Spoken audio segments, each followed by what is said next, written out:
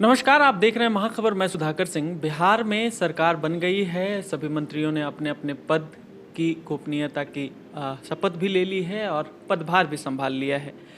हमारे साथ आज बिहार सरकार के मंत्री हैं, कृषि मंत्री हैं सुधाकर कुमार सिंह। रामगढ़ से चुनकर विधायक आते हैं और जगदानंद सिंह के पुत्र हैं, बड़े राजनीतिज्ञ हैं। हम बातचीत करेंगे और समझने की कोशिश करेंगे कि बिहार में किसानों की क्या दिक्कत है, बिहार में किसान कितना परेशान है, क्या परेशानियां हैं, तमाम मुद्दों पे बातचीत करेंगे। पहले तो आपका स्वागत है महाखबर में।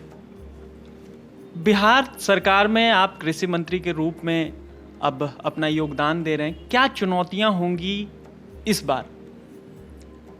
जिस समय हम लोग बिहार में कृषि मंत्री के तौर पर हम लोगों ने काम शुरू किया, लगभग इतिहास के 121 साल में सबसे बड़ा सूखा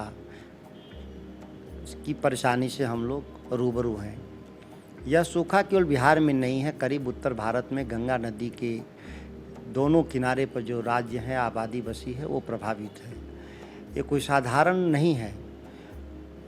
आज अन्न उत्पादन का संकट पैदा होगा, आने वाली मॉइस्चर नहीं रहेंगे खेतों में तो आने वाली अगली फसल के लिए भी परेशानी होगा। जानवरों के चारा का भी संकट तक आ सकता है। लगभग अब अगस्त आज बीत गया, अब तो रोपनी जो हुई है वो आगे नहीं संभव है, पहले ही बहुत देर हो चुका है।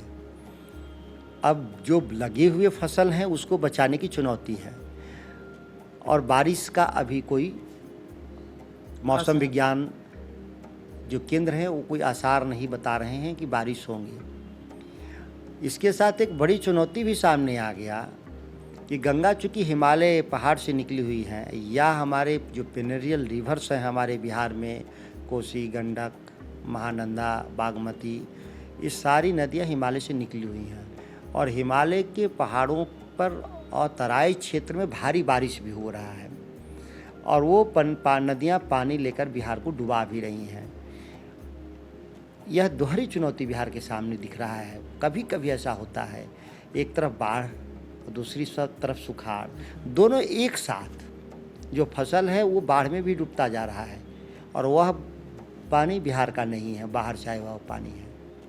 तो किसानों के लिए दोहरी चुनौती आपके लिए तो है ही, किसानों के लिए भी दोहरी चुनौती है कि एक तरफ सूखा है, एक तरफ बाढ़ है। तो इसके लिए कृषि मंत्री के तौर पर क्या योजनाएं होंगी जो राहत मिल सके किसानों को? फौरी तौर पे हम लोग सूखा से निपटने के लिए हम लोग डीजल अनुदान की व्यवस्था कि पंप सेट के जरिए जहां संभव है पानी पटवन किया जाए। बिजली की उपलब्धता लगभग 16 घंटा से ऊपर कृषि फीडरों में हम लोग देने का निर्णय लिया है, जो पहले 8 घंटा था।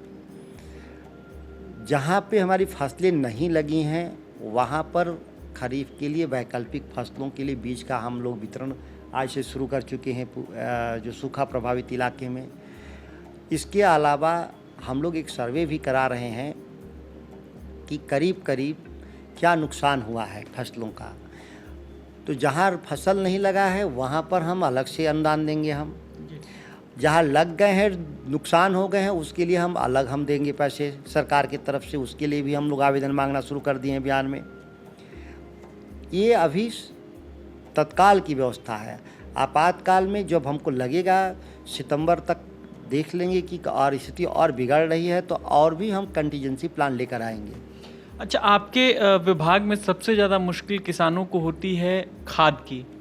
आपके आने से कितनी उपलब्धता बढ़ी है? सरकार के पास है भी खाद की नहीं है? क्या उसके लिए योजना है? उपलब्धता बिहार की सरकार या राज्य सरकारों की जिम्मे काम नहीं है। उपलब्धता भारत सरकार सुनिश्चित करती है, क्योंकि सारे जो फर्टिलाइज़र के उत्पादन केंद्र हैं या फिर इंपोर्ट करते हैं, आयात करते हैं, वो सभी भारत सरकार के द्वारा होता है, क्योंकि यह सब्सिडी आइटम है और सब्सिडी गवर्नमेंट ऑफ इंडिया देती है। हम लोगों का जो राज्य की भूमिका है कि हम लॉ एंड ऑर्डर मेंटेन करते हैं और डिस्ट्रीब्यूशन सिस्टम को हम ठीक करते हैं। मेरे आने के बाद भारत सरकार के द्वारा 35% कम फर्टिलाइज़र सीजन में हमको मिला है। एक बड़ा अंतर है। अब बड़ा अंतर के बाद भी हम लोग स्थिति को नियंत्रण में लाने के लिए हम लोग खेती के अनुपात में प्रपोर्शनेट हम डिस्ट्रीब्यूशन शुरू किए हैं। लगभग हम लोग 70-80% पर अचीव किए हैं, खासतौर से उन इलाकों में जहाँ पे पैडी का आच्छादन हुआ था और वह जहाँ फर्टिलाइजर्स का मूवमेंट कम हुआ था उसको हम लोगों ने दुरुस्त कर दिया। लेकिन चूँकि यह प्रॉब्लम पहले से चला आ रहा था और उसकी प्रीपोजिशनिंग ठीक से नहीं की गई थी फर्टिलाइजर्स के डिस्ट्रीब्यूशन में, तो इसलिए उसको 10-15 दिन और लगेगा, इसको ठीक कर देंगे हम लोग। आप लगातार ट्विटर हो चाहे जो भी सोशल साइट्स हों उस पर संज्ञान ले रहे हैं और लोगों को जो ज़रूरत है वो आप पूरा कर रहे हैं, लेकिन ऐसे में देखना होगा कि जैसे डीजल अनुदान है और भी जो चीज़ें सरकार की तरफ से अनुदान के तौर पर दी जाती हैं, क्या उसमें भ्रष्टाचार पर रोक लगेगा? क्या वो चीज़ें किसानों तक पहुंच पाएंगी?